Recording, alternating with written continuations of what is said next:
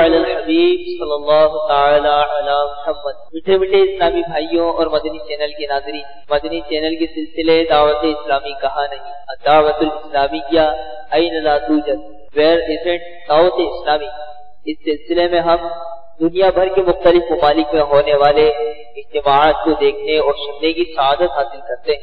انشاءاللہ عز و جل آج کے سلسلے میں ہم کینیا ممباسا میں ہونے والا سنتوں برا بیان دیکھنے اور سننے کی سعادت حاصل کریں گے انشاءاللہ عز و جل۔ صلو علی الحبیب صلی اللہ تعالی علی محمد۔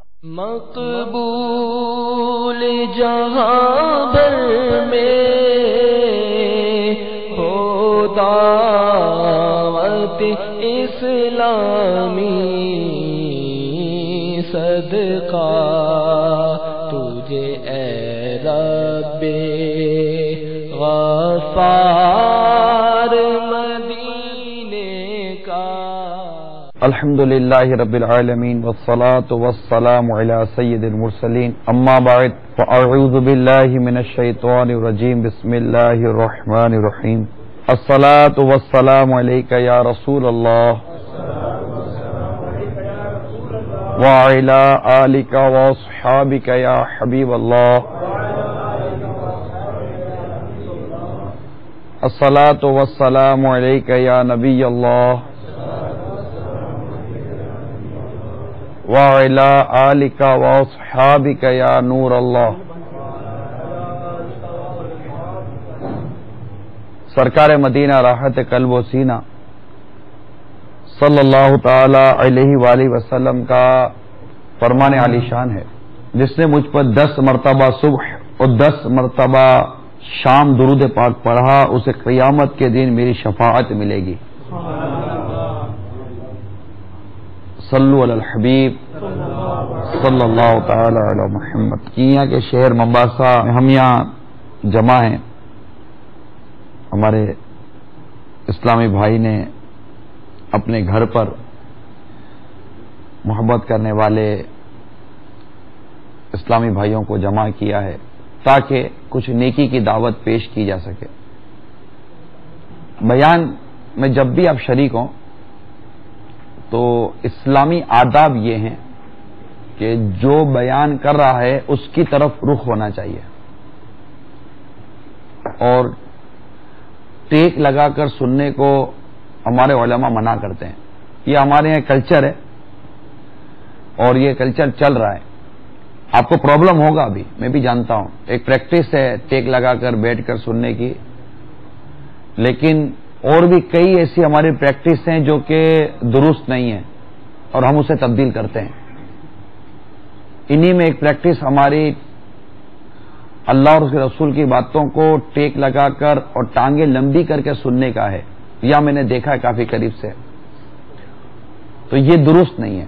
ایون کہ آپ نے دیکھا ہوگا مسجد کے اندر لوگ بیٹھتے ہیں اور قبلے کی طرف پاؤں کرتے ہیں، آپ کو بھی اچھا نہیں لگتا ہوگا، تو اب وہ اچھا نہیں لگتا آپ کو، مگر ان کے نزدیک وہ غلط نہیں ہے، مطلب وہ یہ سوچ کر ٹانگیں لمبی نہیں کرتے کہ ہم لوگ کو بے ادبی کر رہے ہیں، لیکن آپ کو اچھا نہیں لگتا نا، آپ کوشش یہ کرتے ہیں کہ یہ ٹانگیں لمبی نہ کرے اس طرف۔ آپ کی یہ بھی، آپ کبھی کہنے میں کامیاب ہوتے ہیں، کبھی نہیں ہوتے۔ تو اسی طرح اگر آپ کہیں بیان سننے کے لیے جمع ہوں تو یاد رکھیے کہ یہ ٹانگیں لمبی کر کے بیٹھنا، ٹیک لگا کر بیٹھنا، یہ درست نہیں ہے۔ تو یہ بیان سننے کے کچھ آداب ہوتے ہیں۔ اللہ اور اس کے رسول کی باتیں ہوں تو اس کا ایک اپنا ایٹماسفیئر ہوتا ہے، ایک انوائرمنٹ ہوتا ہے، اس کے مطابق کرنا پڑتا ہے۔ تو مجھے امید ہے انشاءاللہ تعالیٰ آپ توجہ کے ساتھ بیان سنیں گے۔ ہمارے اسلام بھائی نے کوشش یہی کی ہے کہ یہاں پر ہم ایک بزنس کمیونٹی کو جمع کریں۔ آپ کاروبار کرتے ہیں، تجارت کرتے ہیں، تو کچھ چند مدنی پھول نیکی کی دعوت کی نیت سے میں آپ کی طرف بڑھاتا ہوں۔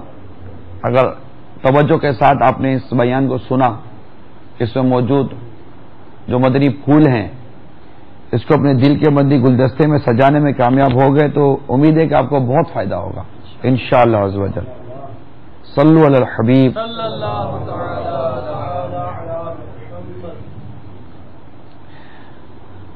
دعوت اسلامی کا ایک اشاعتی ادارہ ہے جسے مقتوۃ المدینہ کہتے ہیں. دعوت اسلامی خود پبلشر ہے اور وہ دعوت اسلامی مقتوۃ المدینہ کے نام سے کتابیں پبلش کرتی ہے.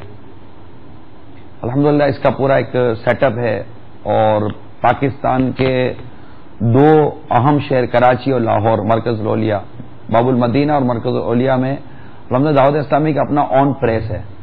ہماری اپنی پرنٹنگ مشینیں ہیں اور کہہ سکتے ہیں کہ کئی اوقات 24 آور وہ مشینیں چلتی رہتی ہیں، ہمارا کام رکتا نہیں ہے.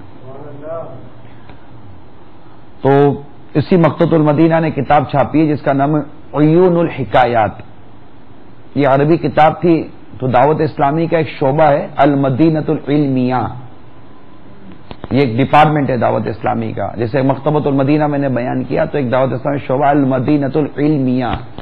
اس میں ہمارے علماء اسلامی بھائی ہیں جو درس نظامی کیے ہوئے ہوتے ہیں، یہ مختلف کتابوں کا ترجمہ کرتے ہیں، آسان کرتے ہیں اور اس کو یوں سمجھے ریڈی ٹو ریڈ کرتے ہیں. کم از کم اردو سمجھنے والا ان کتابوں کو پڑھ سکے تو کافی کوشش کرتے ہیں. تو انہوں نے اس کتاب کا ترجمہ کیا عیون الحکایات، اور یہ تقریباً 412 صفحے کتاب ہے. 412 پیجز اس کی وہ کتاب ہے.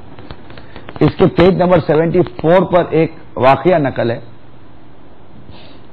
حضرت سیدنا یزید بن میسرہ رحمت اللہ تعالی علیہ یہ فرماتے ہیں کہ پہلی امتوں میں ایک مالدار مگر کنجوس شخص تھا. وہ اللہ تبارک و تعالیٰ کی راہ میں کچھ بھی خرچ نہ کرتا.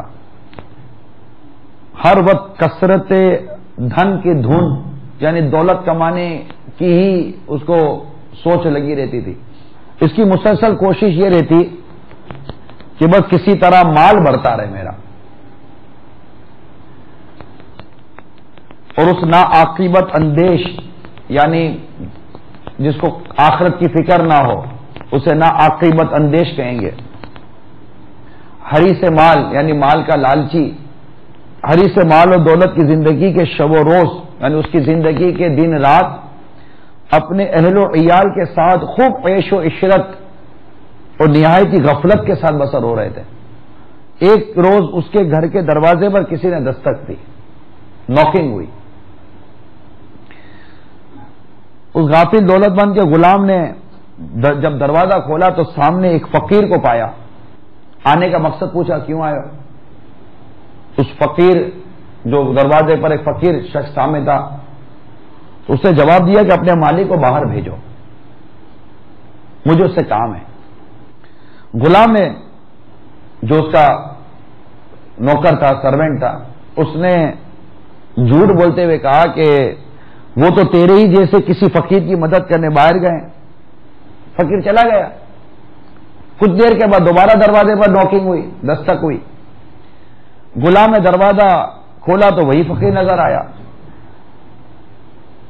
اب کی بار اس نے کہا کہ جاؤ اور اپنے آقا کو کہو کہ میں ملک الموت ہوں، یعنی موت کا فرشتہ ہوں. اس مال کے نشے میں دھوت اور یاد خدا عز و جل سے غافل شخص کو جب یہ پتا چلا تو وہ تو تھرتھرا گیا، تو کپ کپی ہو گئی. ملک الموت میرے دروازے پر آئے، اور ملک الموت جب دروازے پر آئیں گے تو روح قبض کرنے کے لیے آئیں گے. تو اس نے اپنے غلام کو کہا کہ بڑی منت سماجت کے ساتھ ان کے ساتھ سلوک کرو. تو وہ غلام ملک الموت علیہ السلام کے پاس حاضر ہوا اور کہنے لگا آپ ہمارے آقا کے بدلے کسی اور کی روح قبض کر لیجئے، ہمارے آقا کو چھوڑ دیجئے. حضرت ملک الموت علیہ السلام نے ارشاد فرمایا ایسا ہرگز نہیں ہو سکتا. پھر اس مالدار شخص سے کہا تجھے جو وصیت کرنی ہے کر لے، میں تیری روح قبض کیے بغیر یہاں سے نہیں جاؤں گا. یہ سن کر وہ مالدار شخص اس کے اہل و عیال چیخ اٹھے اور رونا دھونا مچا دیا. گھر کے اندر تو وہاں مچ گیا کہ گیا یہ تو. اس شخص نے اپنے گھر والوں اور غلاموں سے کہا کہ سونے چاندی اور خزانوں کے جو صندوق تھے وہ کھول کے میرے سامنے رکھ دو سارے. اب وہ سارے اس کے سامنے ڈھیر کر دیے گئے. اب جب اس مالدار کے سامنے یہ خزانے کا انبار جب لگا دیا گیا تو اس نے اس خزانے سے اپنے اس پورے مال و دولت سے سونے چاندی دولت جواہرات جو بھی مدد اس کے پاس تھے ان سارے خزانوں کے انبار سے وہ مالدار شخص کہنے لگا کہ اس کے سامنے سب رکھ دیے گئے، اے ذلیل و بدترین مال و دولت، تجھ پر لعنت، میں تیری محبت کی وجہ سے برباد ہوا، ہائے ہائے میں تیرے ہی سبب سے اللہ تعالی کی عبادت اور تیاری آخرت سے غافل رہا۔ خزانے کے انبار سے آواز آئی، وہ جو مال و دولت اس کے پاس تھا نا، جس کو صرف اپنے پاس منگوا لیا تھا، اس میں سے آواز آئی۔ کیا آواز آئی؟ اے مال و دولت کے پرستار، مال و دولت کے پیچھے پڑنے والے اور غفلت شیار، مجھے ملامت کیوں کرتا ہے؟ مجھے کیوں بول رہا ہے؟ کیا تم وہی نہیں جو دنیا داروں کی نظروں میں ذلیل و خوار تھا؟ یعنی تیری کیا عزت تھی، تیری کیا وقت تھی، تیرا کیا مقام تھا، تجھے لوگ کیا جانتے تھے؟ پھر میری وجہ سے تجھے آبرو اور عزت ملی، یعنی جب میں تیرے پاس آیا اور تجھے غریب سے امیر بنا تو تجھے 4 آدمی میں عزت ملی نا، تجھے 4 آدمی میں تیری بات ہوئی، 4 آدمی تجھے عزت دینے لگے، تجھے کو رسپیکٹ اور پوزیشن دینے لگے۔ اس کی وجہ کیا ہے؟ میں ہوں۔ جب میں مال آیا تیرے پاس تبھی تجھے عزت ملی ہے، تو تب پہلے فقیر تھا، تیری عزت کیا تھی؟ ذلیل و خوار تھا، تجھے کوئی لفٹ بھی نہیں کراتا تھا، میری وجہ سے تجھے عزت ملی اور تجھے شاہی دربار تک رسائی ملی، بڑی بڑی اپروچز تیری بڑی، ارباب اقتدار حکومت فلاں فلاں فلاں فلاں لوگ تجھے پہچانے لگے، کیوں کہ تیرے پاس میں آیا تھا، تجھے میں نے مالدار بنایا، تو یہ سب کچھ تو میری وجہ سے ہوا ہے، میری بدولت تیرا نکاح مالدار خاندان میں ہوا۔ اب تجھے اس لڑکی کون دیتا؟ جب تو مالدار بنا تو تجھے مالدار خاندان کی لڑکی ملی۔ یقیناً یہ تیری ہی بدبختی ہے کہ تو مجھے شیطانی کاموں میں اڑاتا رہا، اگر تو رائے خدا میں خرچ کرتا تو یہ ذلت اور رسوائی تیرا مقدر نہ بنتی۔ بتا، اب مال اور دولت کا سوال سنو، مال کے انبار کا، خزانے کے انبار کا یہ سوال ہے، خزانے کا انبار، مال و دولت کا یہ انبار، یہ مالدار سے سوال کر رہا ہے، اور سوال یہ کر رہا ہے، بتا کیا برے کاموں میں خرچ کرنے اور نیک کاموں میں خرچ نہ کرنے کا مشورہ تجھے میں نے دیا تھا؟ نہیں، ہرگز نہیں۔ تجھے پیش آنے والی تمام تباہی کا ذمہ دار تو خود ہی ہے۔ اس کے بعد سیدنا ملک الموت علیہ السلام نے اس کنجوس مالدار کی روح قبض کر لی۔ میرے میٹھے اور پیارے اسلامی بھائیوں، یہ ایک ایسے کنجوس اور مالدار کا ایک آپ نے انجام سنا جس کو اللہ تبارک و تعالیٰ نے مال و دولت تو عطا کیا، مگر اس نے اس مال و دولت سے اللہ تعالیٰ کی راہ میں کوئی کام نہ کیا، نیکی کا کوئی کام نہ کیا، بھلائی کا کوئی کام نہ کیا۔ جبکہ اگر حقیقت دیکھی جائے تو اگر کسی کو مال و دولت ملتا ہے، اگرچہ مال و دولت جس کو بھی ملا اس کے لیے آزمائش ہے، آزمائش تو ہے، لیکن اس سے اگر مال و دولت ملا بھی تو کیا اس نے اس مال و دولت کو اپنے رب کی بارگاہ میں خرچ کیا، نیک کاموں میں خرچ کیا، رشتہ داروں میں صلہ رحمی کی، غریبوں میں خرچ کیا، یتیموں میں خرچ کیا، مسکینوں میں خرچ کیا؟ اچھا میل پت آپ بولو خرچ کیا۔ اب میں پوچھوں گا کہ ریاکاری سے خرچ کیا کہ اخلاص سے خرچ کیا؟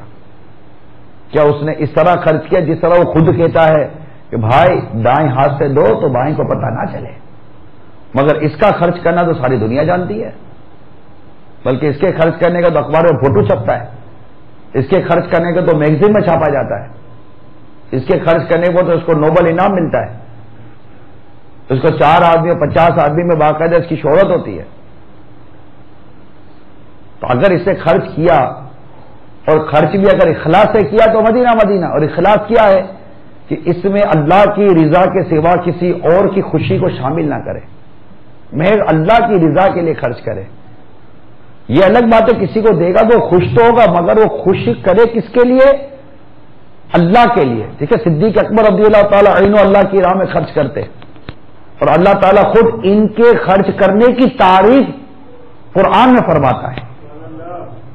اور پھر اللہ فرماتا ہے ان کو اتقا، سب سے بڑا متقی صدیق اکبر رضی اللہ تعالیٰ. غلاموں کو خرید کر آزاد کرتے تھے اور خود سرکار صلی اللہ تعالی علیہ وآلہ وسلم کی بارگاہ میں کیا کچھ پیش نہیں کیا اور ایسا مال خرچ کرتے آقا صلی اللہ علیہ وسلم کی بارگاہ میں کہ خود سرکار صلی اللہ تعالی علیہ وسلم کا اس طرح کا ارشاد ملتا ہے اور کتابوں میں ملتا ہے. اس طرح کا ارشاد کتابوں میں اس طرح کی روایتیں ملتی ہیں کہ آقا صلی اللہ تعالی علیہ وسلم صدیق اکبر کے مال کو یوں خرچ کرتے تھے جیسے اپنے مال کو خرچ کیا جاتا ہے.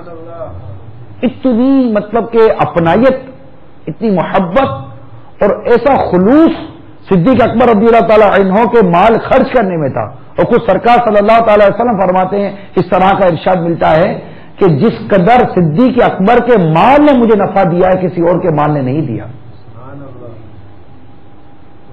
تو اخلاص کے ساتھ اب خرچ کیا تو کیا اخلاص کے ساتھ کیا؟ کوئی ایک ایسا صدقہ ہماری زندگی میں ہم کو یاد ہو کہ جو میں نے اللہ کی راہ میں کیا ہو اور اسے میرے اور میرے رب کے سوا کوئی نہ جانتا ہو. آپ بولو گے اکاؤنٹنٹ کو تو بتانا پڑتا ہے، حساب دینا پڑتا ہے. تو اکاؤنٹنٹ کو بتانے کی بھی کیا ضرورت ہے؟ آپ کی جیب کی خرچی کے اکاؤنٹنٹ کو بتاتے کہ میں نے فلاں جگہ پر جا کے یہ کام کیا، فلاں جگہ جا یہ کام کیا، میں نے اتنا برگر کھایا، میں نے اتنا بروسٹ کھایا، اتنا میں نے بچوں کو کھلونے دلائے. کیا ایک ایک چیز اکاؤنٹنٹ کو لکھواتے ہیں آپ؟ نہیں. تو یہ اکاؤنٹنٹ کو لکھوانے کی کیا ضرورت ہے کہ میں نے اللہ کی راہ میں مسجد میں اتنا پیسہ دیا ہے، سبیل میں اتنا پیسہ دیا ہے، یہ دعوت اسلامی والے آئے تھے ان کو اتنا پیسہ دیا ہے، یہ فلاں کام کو اتنا پیسہ دیا ہے. وہ مولانا بہت غریب آدمی تھا بیچارہ آیا تھا اس کو اتنا پیسہ لکھ دینا. اکاؤنٹنٹ کو بھی بتانے کی کیا حاجت ہے؟ اگر ممکن ہے تو اکاؤنٹنٹ سے بھی چھپائیں، ممکن ہے تو بیوی سے بھی چھپائیں. ہاں، بیوی شوہر سے نہ چھپائے کیونکہ وہ شوہر کا مال لیتی ہے عموماً، ورنہ وہاں وسوسے اور خفی خدشات پیدا ہوں گے.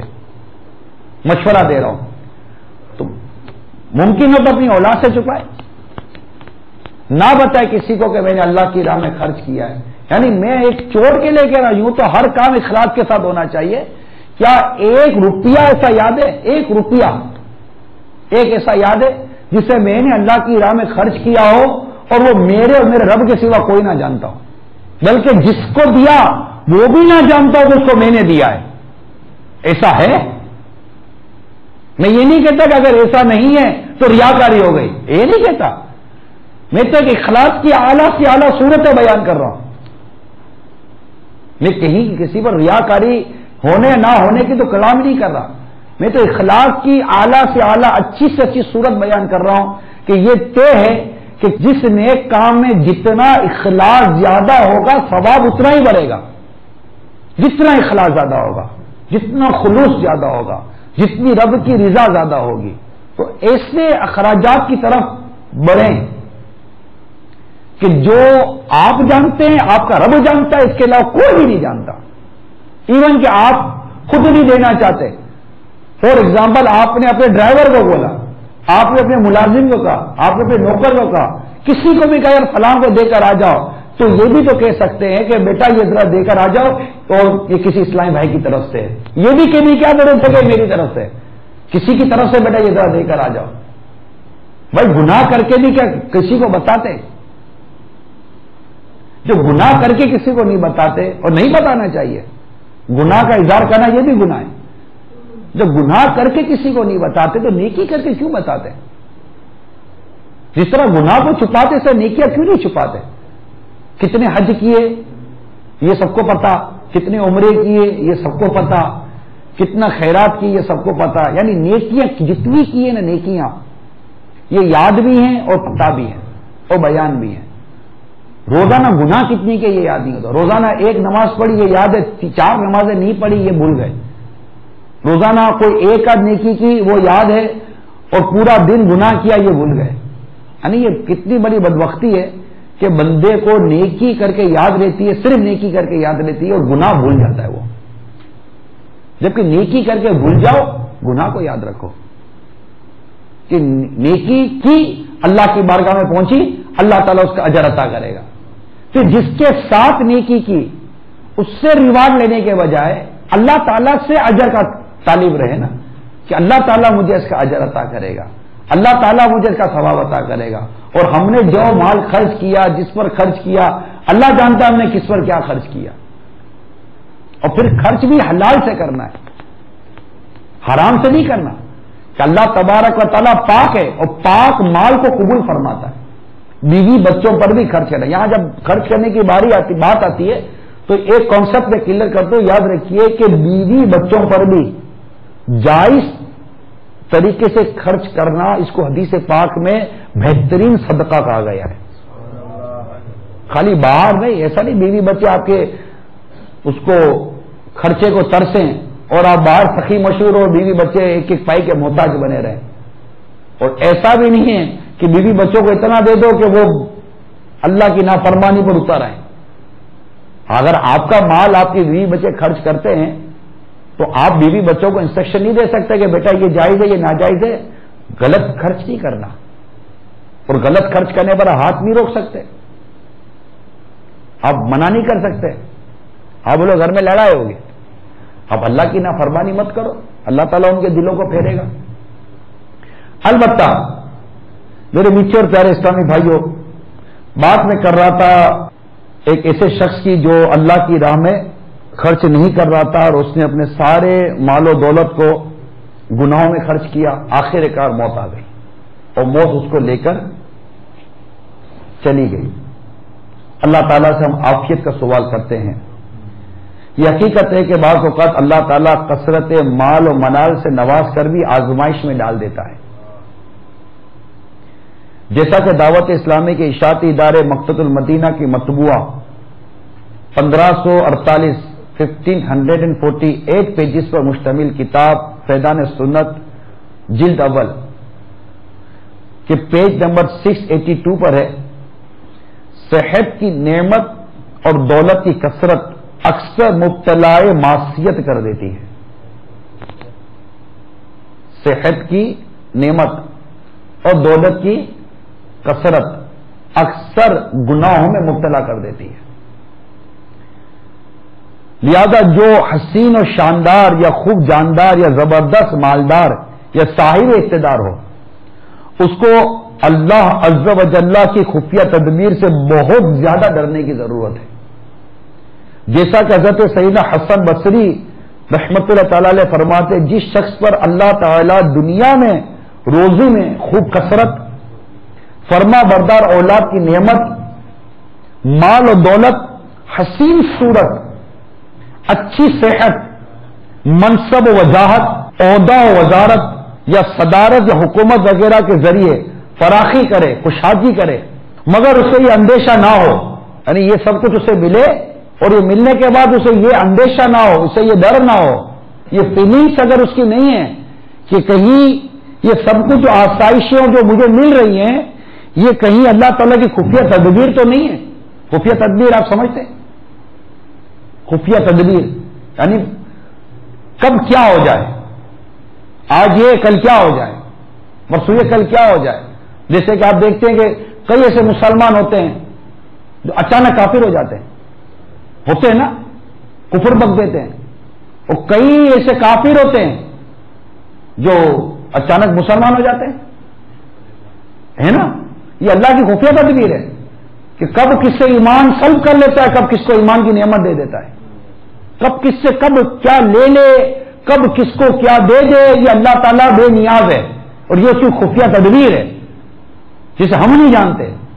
اور امام زاہبی رحمت اللہ تعالی علیہ فرماتے ہیں کتاب الکبائر میں کہ اللہ تبارک و تعالیٰ کی خفیہ تدبیر کا خوف نہ رکھنا یہ گناہ کبیرہ ہے. جو اللہ تعالیٰ کی خفیہ تدبیر سے نہیں ڈرتا یہ گناہ کبیرہ ہے. یعنی اللہ تعالیٰ کی خفیہ تدبیر سے ڈرنا یہ لازمی ہے، ورنہ گناہگار ہوگا کہ کب کیا ہو جائے. اور فتنوں کے تو زمانے کے ایسے روایتیں ملتی ہیں کہ انسان صبح مسلمان ہوگا شام کافر ہو جائے گا، شام کو مسلمان ہوگا صبح کافر ہو جائے گا. اس قدر جلدی کل منقلب ہوگا، دل بدلتا رہے گا. دل بدلنے میں دیر نہیں لگتی. آپ دیکھیے آپ رات کو کچھ پلاننگ کر کے سوتے ہیں. فار ایگزامپل آپ بزنس کمیونٹی کے لوگ ہیں, یا فلاں پروجیکٹ ہے اس کے اوپر کل ڈیل کر لینی ہے, ڈیل کر لیں گے, اور آپ 4 دوست یا 4 پارٹنر کمٹمنٹ کر کے سو جاتے ہیں, یار کل ڈیل کرنی ہے, اوکے ٹھیک ہے صبح ملیں گے, آفس آورس کے اندر ڈیل کریں گے. اب جب صبح اٹھتے ہیں آپ کو 10 خیالات آتے ہیں. جب آپ بیٹھتے ہیں کہتے ہیں یار سوچ لو یار, میرے کو تو تھوڑا کھٹکا لگتا ہے, ایسا نہیں کہ اپنے پھنس جائیں. یہ دل بدلا, دل بدلتا ہے. کب کیا کرنے چاہتے ہیں کیا کر لیتے ہیں, کیا دینے جاتے ہیں کیا کر لیتے ہیں, فوراً قلب منقلب ہوتا ہے. اس کو کہتے ہیں قلب کا منقلب ہونا. قلب کو قلب اسی لیے کہتے ہیں کہ یہ بدلتا رہتا ہے. قلب کو قلب اس لیے کہتے ہیں بدلتا رہتا ہے. کبھی کیا سوچتے ہیں, کبھی کیا سوچتے ہیں, کبھی کیا سوچتے ہیں, کبھی کیا کھانے کا جی چاہتا ہے, کبھی کیا کھانے کا جی چاہتا ہے. ہر وقت ارادے, سوچ, تفکرات بدلتے رہتے ہیں. تو اللہ تعالیٰ کی خفیہ تدبیر, جس کو اتنی آسائشیں جو میں نے بیان کی وہ ملیں, اور اس سے یہ اندیشہ نہ ہو کہ کہیں اللہ تعالیٰ کی طرف یہ جو آسائشیں مجھے ملی ہیں یہ کہ اللہ کی خفیہ تدبیر تو نہیں ہے.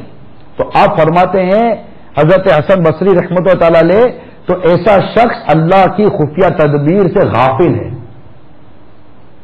خبردار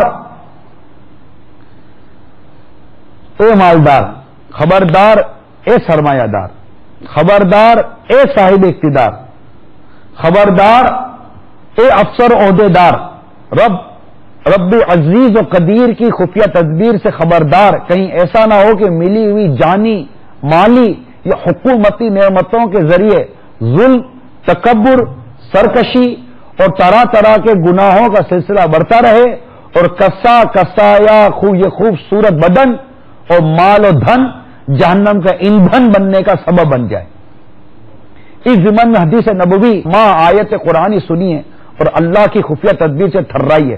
حضرت سیدنا عقبہ بن عامر رضی اللہ تعالی عنہ سے روایت ہے, نبی اکرم نور مجسم رسول محتشم صلی اللہ تعالی علیہ وسلم کا فرمان عبرت نشان ہے, جب تم دیکھو کہ اللہ عز و جل دنیا میں گناہگار بندے کو وہ چیزیں دے رہا ہے جو اس سے پسند ہیں, تو یہ اس کی طرف سے ڈھیل ہے. پھر یہ آیت کریمہ تلاوت فرمائی, پارہ 7 سورہ انعام آیت نمبر 44, ترجمہ کنز ایمان. پھر جب انہوں نے بھلا دیا جو نصیحتیں ان کو کی گئی تھی, ہم نے ان پر ہر چیز کے دروازے کھول دیے, یہاں تک کہ جب خوش ہوئے اس پر جو انہیں ملا تو ہم نے اچانک انہیں پکڑ لیا, اب وہ آس ٹوٹے رہ گئے. مفسر شہیر حکیم الامت مفتی احمد یار خان علیہ رحمت الحنان اس آیت کریمہ کے تحت تفسیر نور العرفان میں فرماتے ہیں, اس آیت کریمہ سے معلوم ہوا کہ گناہ و معاصی کے باوجود دنیاوی راحتیں ملنا اللہ کا غضب اور عذاب بھی ہو سکتا ہے. اس سے انسان اور زیادہ غافل ہو کر گناہ پر دلیر ہو جاتا ہے, بلکہ کبھی خیال کرتا ہے گناہ اچھی چیز ہے ورنہ مجھے یہ نعمتیں نہ ملتی. یہ کفر ہے, یعنی گناہ کو گناہ تسلیم کرنا فرض ہے, اس کو جان بوجھ کر اچھا کہنا یا اچھا سمجھنا کفر ہے. کفریہ کلمات کی تفصیلات جاننے کے لیے دعوت اسلامی کے اشاعتی ادارے مقتۃ المدینہ کی پبلشڈ 692 پیجز پر کی کتاب کفریہ کلمات کے بارے میں سوال جواب کو ضرور پڑھیے. مزید فرمایا, نعمت اور خوش ہونا اگر فخر, تکبر اور شیخی کے طور پر ہو تو برا ہے اور طریقہ کفار ہے, اور اگر شکر کے لیے ہو تو بہتر ہے اور طریقہ صالحین ہے. تو میرے میٹھے اور پیارے اسلامی بھائیوں, میں نے یہاں پر کچھ مال و دولت کے حوالے سے اور اس کے جو سائیڈ ایفیکٹس ہیں اس کے حوالے سے بیان کرنے کی کوشش کی, اور بڑی ہی اس وقت ایک ڈرانے والی بات ہم نے سنی ہے کہ اگر بندہ دیکھے کہ یہ گناہ کے باوجود بھی مجھے سب کچھ مل رہا ہے, یعنی ایک اللہ کی نافرمانی کر رہا ہے ایک شخص, شراب پی رہا ہے, جوا کھیل رہا ہے, فلمیں دیکھ رہا ہے, ڈرامے دیکھ رہا ہے, ہم اس کو عیاشیاں بھی کرتے ہیں, اور آپ کے یہاں جو بھی کلب وغیرہ ڈسکو وغیرہ ٹائپ کے جو بنے ہوئے ادھر بھی مسلمان تو جاتے ہی ہیں. اب غریب آدمی تو وہاں شاید جا نہیں سکتے, افورڈ کیا کرے گا, تو جو پیسے والا ہے وہی زیادہ تر جاتا ہے. غریب آدمی کو بھی جانے کا جی تو چاہتا ہوگا, جبکہ اس کی مدنی سوچ نہیں ہے, مگر پیسے نہیں ہے, جا نہیں سکتا. تو ایک چیز تو تھی نا جس نے اس کو گناہ میں جانے سے روکا. ٹھیک ہے, اب پیسہ ہے مگر صحت نہیں ہے, بیمار ہے, ڈڈال پڑا ہوا ہے, 103 بخار ہے, کیا جائے گا؟ نہیں جائے گا. جی تو بہت چاہ رہا ہے کہ جاؤں فلاں جگہ پر, دوست کے یہاں شادی ہے, پارٹی ہے, خوب گانے ہو رہے ہوں گے, خوب شراب ہو رہی ہوگی, اس کمرے میں لڑکے جوئے کھیل رہے ہوں گے, تاش کھیل رہے ہوں گے, کہیں شطرنج کھیل رہے ہوں گے, لڑکیاں بھی ہوں گی, یہ بھی ہوگا. یار چلو چلتے ہیں. کیسے جاؤں یار, بخار ہے, بدن ہے, درد ہے, تکلیف ہے, نہیں جا سکتا. آخر اس بیماری نے آپ کو اس گناہ والی جگہ پہ جانے سے روکا. اب نہ بیماری ہے نہ غربت ہے, دولت بھی ہے, صحت بھی ہے, اور سوچ بھی نہیں ہے, مدری سوچ بھی نہیں ہے, اور وہ بھاگے گا گناہ کی طرف.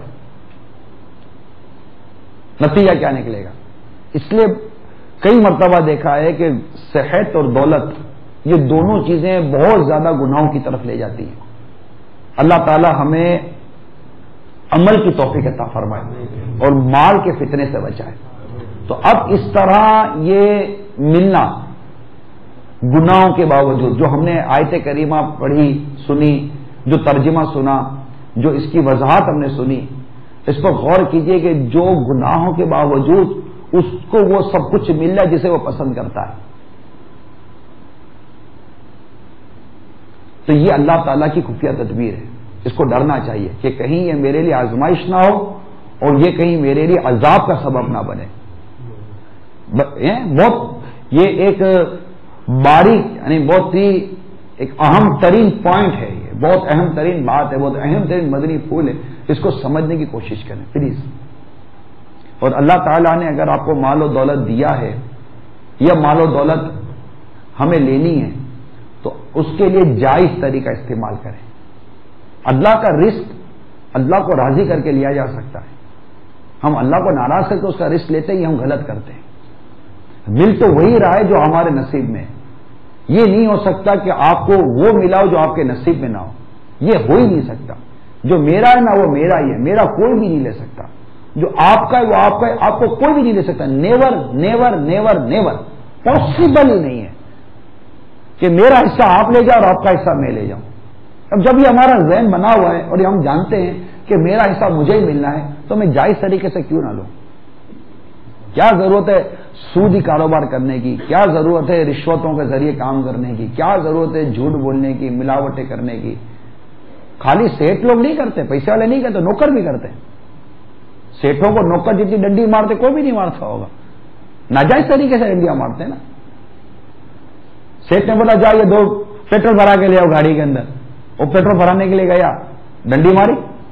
سیٹ نے بولا 1000 روپے کا پیٹرول بھرانا, 800 کا پیٹرول بھرایا, 1000 کی پرچی بنائی, 50 روپے اس کو دیے, 150 روپے جیب میں ڈالے اور بولا ٹھیک ہے, موج ہے اس کی. معاذ اللہ صبح معاذ اللہ. کیا یہ نوکر غریب لوگ بےمانی نہیں کرتے؟ اصل میں مال اور دولت, مال کی ہوس جو نا یہ بےمانی کراتی. کیا امیر ہو کیا غریب ہو, کیا فقیر ہو کیا کیوں ہو, مال کی محبت یہ بےمانی کرواتی ہے کہ مال آنا چاہیے. اب کسی کو لمبا ہاتھ لگتا ہے, کسی کو چھوٹا ہاتھ لگ جاتا ہے. اب چوری روپے کی کرو 1000 کی کرو, چوری تو چوری ہے. تو جائز طریقے سے اللہ تعالیٰ ہمیں مال کمانے والا بنائے اور اسے جائز جگہوں پر خرچ کرنے والا بنائے.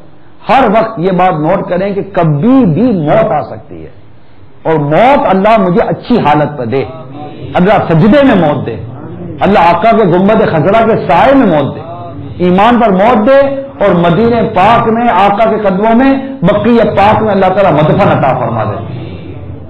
اللہ کرے ہمیں ایسی مقدر ہمیں نصیب ہو جائے. یوں مجھے کو موت آئے تو کیا پوچھنا میرا, میں خاک پر دریا کی طرف. آمین. اللہ ہم سب کو ایمان اور عافیت تو میٹھے مدینے میں موت عطا کرے اور ہمیں بے حساب معاف کر دے. تو ابھی سانسیں ہیں ماشاءاللہ, ہم نے سنا بھی, سنتے بھی رہتے ہیں. اگر جہاں جہاں ہماری غلطیاں ہیں, کوتاہیاں ہیں, کمزوریاں ہیں, ابھی دور کریں, ابھی دور کریں. امید مطلب اس کو لانگ فار لانگ نہ کریں. یہ کوئی ڈیلے کرنے والا میٹر نہیں ہے, یہ تو بہت امیڈیٹ سالو کرنے والا میٹر ہے, امیڈیٹ سالو کرنے والا میٹر ہے. اور اوور نائٹ اس کو حل کرنا چاہیے کہ میں اب گناہوں سے بچوں گا، گناہ سے بچیں گے انشاءاللہ عز و جل، نیکیوں بھری زندگی گزاریں۔ میں نے جیسا بھی پہلے ہی بیان کیا کہ اب اللہ تعالیٰ نے جو مال دیا اس کو اللہ کی راہ میں خرچ کر دو، رکھیں جو ضرورت کا تحت بیوی بچوں کو دینے کا ہے کہ وہ محتاج نہ ہو جائے، یہ رکھنا چاہیے، اس کا میں انکار نہیں کرتا، لیکن ہم نے تو بہت کچھ رکھا ہوا ہے نا، جائیں گے تو یہ بہت کچھ رہے گا، لیکن ہمارے کس کام کا؟ پھر مرنے کے بعد بولے یار اپنے آگے بھیج دیتے تو کام تو آتا اپنے کو، تو وہ تو ٹائم نکل گیا نا۔ اور آپ بولو گے اولاد بھیجے گی تو اس کا چانس کتنا ہے نہیں ہے آپ جان سکتے ہو۔ آپ بولو گے آپ کی اولاد آپ کے پیچھے آپ کے وہاں سے مسجدیں بنائے گی، مدرسے بنائے گی، آپ کے نام آپ کے ثواب کے لیے خیرات کرے گی، پیسے خرچ کرے گی، اس کی امید کتنی ہے نہیں ہے آپ جانے، اور آپ کی اولاد کا حال آپ کے سامنے ہوگا، آپ کے گھر کا حال آپ کے سامنے ہوگا کہ میرے چھوڑے ہوئے مال سے میری اولاد گناہ کرے گی کہ نیکیاں کرے گی، یہ سب آپ اس کو بخوبی جان سکتے ہیں ہر ایک۔ اگر اولاد نیک ہے اللہ کفایت کرے گا، اگر اولاد بد ہے تو وہ ہمارے مال سے ہم کو نقصان پہنچائے گی۔ مگر اتنا دینا چاہیے اولاد کو، بیوی بچوں کو، کہ وہ محتاج نہ ہو کسی کا، یہ یاد رکھیے گا، یہ یاد رکھیے گا، کوئی غلط فہمی نہ ہو جائے، ٹھیک ہے۔ اب یہاں آپ بولو کہ صدیق اکبر تعالیٰ عنہ نے سارا مال دے دیا، آقا صلی اللہ علیہ وسلم نے ارشاد فرمایا ابو بکر اپنی گھر والوں کے لیے کیا چھوڑا ہے، تو عرض کرتے ہیں آقا اللہ اور اس کا رسول چھوڑایا عز و جل صلی اللہ تعالیٰ سے۔ اس سے یہ سوال آئے تو صدیق اکبر رضی اللہ تعالیٰ عنہ یہ جس مقام صدیقیت پر تھے اور یہ جس مقام توکل پر تھے، ان کے لیے یہ سب چیز درست تھی، یہ ان کا مقام تھا، مرتبہ تھا۔ آقا صلی اللہ تعالی علیہ وسلم کا اپنے گھر والوں کے لیے ایک ایک سال کا راشن چھوڑنا ثابت ہے، تو یہ کوئی غلط فہمی نہ ہو جائے۔ میں یہ کہہ رہا ہوں کہ اللہ کی راہ میں خرچ کریں، اب اللہ کی راہ میں خرچ کرنا جائز طریقے سے کریں، وہ میں ساری ڈیٹیل دے چکا، مال کے معاملے میں، نیتوں کے معاملے میں، اخلاص کے معاملے میں، وہ ساری میں وہ بیان کر چکا۔ اب ماں باپ کو دیکھیں، ضرورت مند ہے تو ان کو دیں، اولاد روتی ہے تو اولاد پہ دل کھول کے خرچ کرتے ہیں، ماں باپ روتے ہیں تو ان کو کوئی خرچ نہیں کرتا۔ رشتہ داروں کو دیکھیں، بہنوں کو دیکھیں، بھائیوں کو دیکھیں، خالہ کو دیکھیں، پھوپھی کو دیکھیں، چچا کو دیکھیں، کزنس قریب قریب کے جو ہوتے ہیں ان کو دیکھیں، جو ضرورت مند ہے ان کو دیں۔ اس کے علاوہ نیکی کے کام اور ہیں، اس پہ خرچ کریں، مسجد بنائیں، مدرسے بنائیں، بیواؤں کی مدد کریں، سب جائز طریقے سے۔ اب ایسا نہیں کہ کوئی مطلب جوان بیوہ ہے اور اس کے سامنے گئے بیوہ کی مدد کرے، بے پردگی کرو گے تو کیا مدد کرو گے؟ بیوہ کو دے بھی رہے ہو، بیوہ کو دیکھ بھی رہے ہو، تو جوان ہو یا نہ ہو پردہ تو پردہ ہے نا۔ اور ایسے کوئی کام مت کرے کہ مطلب جس سے وہ بظاہر تو نیکی نظر آ رہی ہے لیکن اندر میں گناہوں کے سانپ بچھو اور نیت بد بھری ہوئی ہو۔ اچھے طریقے سے کام کریں، اللہ تعالی ہم سب کو عمل کی توفیق عطا فرمائے۔ تو میں یہ عرض کر رہا تھا کہ ہم علم سیکھیں گے تو انشاءاللہ بہت فائدہ ہوگا۔ وہ مدنی چینل کا جو میں نے کہا کہ آپ صبح 5 بجے آپ کے یہاں کے قرآن پاک سکھایا جاتا ہے تلفظ کے ساتھ، آپ گھر بیٹھ کر سیکھ سکتے ہیں۔ پتہ نہیں مدنی قاعدہ آپ کے یہاں ہے یا نہیں ہے نا؟ مدنی قاعدے کو تو ٹرانسلیشن کی ضرورت نہیں ہے نا، تو مدنی قاعدہ آپ لیں اور مدنی چینل پہ بیٹھ کر صبح قرآن سیکھیں۔ پھر فرض علوم سکھائے جاتے ہیں، جو جو علم سیکھنا فرض ہے وہ سکھائے جاتے ہیں۔ 9 بجے تک ہمارا آپ کے یہاں 5 سے 6 7 بجے تک 8 بجے تک 3 گھنٹے، 2 گھنٹے علم اور 1 وہ بیان اور 1 گھنٹہ قرآن، 3 گھنٹے ہیں، اور یہ صرف 30 شعبان تک ہے، اس کے بعد ختم ہو جائے گا۔ یہ آپ کے لیے گھر بیٹھے اپرچونٹی، اب وہ کہیں نہیں جانا، کسی مسجد میں اس طرح نہیں جانا، کسی مدرسے میں نہیں جانا، صرف گھر بیٹھنا ہے، یہاں بیٹھیں، ٹی وی آن کریں، بیٹھ جائیے۔ نیکی کرنے کے موقع ہیں ابھی، کتنا کر لو نیکی، اور یہ تو سیزن آیا رجب شعبان کا نیکی کمانے کا، اور رمضان مبارک انشاءاللہ نیکی کی فصل کاٹیں گے۔ آپ کو 30 دن فیضان مدینہ باب المدینہ میں اعتکاف کی دعوت دیتا ہوں، ہمت کریں، آئیے 30 دن فیضان مدینہ میں امیر اہل سنت حضرت صاحب کے ساتھ اعتکاف کریں گے، یعنی ان کے بیان اور سب کچھ سنیں گے. آپ جو مدنی چینل پہ دیکھتے بھی ہیں فیضان مدینہ میں کسی رونق ہوتی ہے, اب بھی آ جائے رونق کے اندر, کس نے روکا ہے؟